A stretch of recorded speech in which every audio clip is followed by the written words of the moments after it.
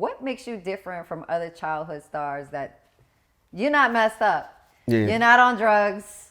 You're not It's called reminiscing getting about your a ass past. whipped. It's called when your mama whoop your ass. That's what it's called. That's what it's Do you called. think that's what separates you Yeah. from the Nickelodeon stories, the Disney stories? And I didn't live in LA. I never been with that movement. Like I never really been that type. Like my first mentor was Snoop. Like we talking about a gangster rapper. Like I was on Death Row Records. Like that, it don't get more realer than that. So for me, my upbringing was different. I got it raw, uncut. I'm here for it. He ain't the one for the bullshit. So my teachers was him first. Like that's who put me in the game. You know what I mean? And Dog has always been a stand-up dude, always gonna keep it real with you. And then from there, I meet JD. You know what I'm saying? And we talking about guys that's just not just talented, but when it comes to just life, the life lessons, the coaching, the teaching, the outside of the music stuff. You know what I mean? I would call Snoop, ask him like questions that y'all wouldn't even think that I would ask him. You know what I mean? Like, yo, bro, like, yo, da-da-da-da. Oh, no, nephew, you need to just da-da-da-da. Or, you know, like, Unc, I'm having a bad day. Like, I'm about to go crazy. Like, I'm about to just crash out. Like, nah, nephew, you tripping. You need to come pull up me right now if I fuck you up. You know, man, I do that. And I go pull up. And also, I think that's we see that with a lot of young artists too, is they never had them mentors in their life like that, where I've had cats that are stepping and say, I will fuck you up. And dead ass. Like Nelly is one of them. Like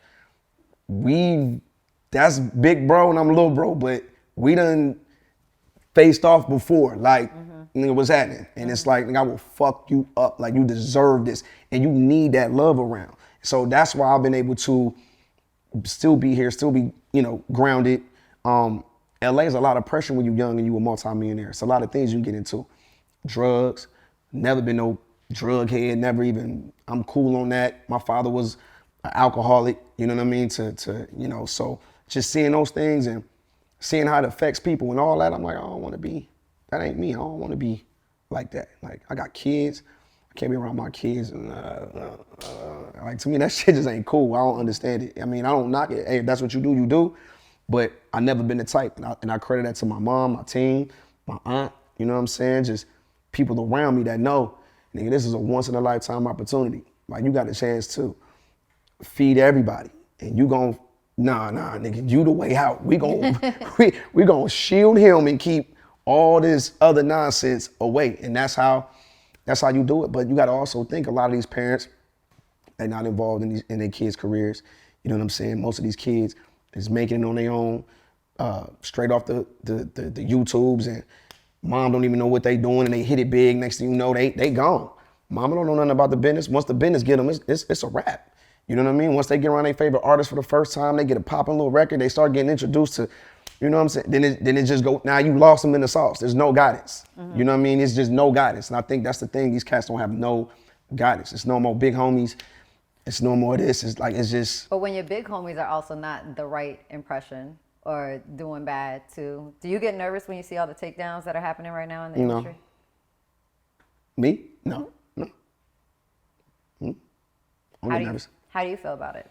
I think it's a very, very messed up situation. You know what I'm saying? I think it's like it's crazy. Like for me, I know I haven't seen anything to like hit the news that, as far as like our industry, that made me feel some type of way, like for 3 days straight. Like I can't, like nah, I would have never thought it would. If it is the end, this would be the story of how it would end. It ain't supposed to end like this.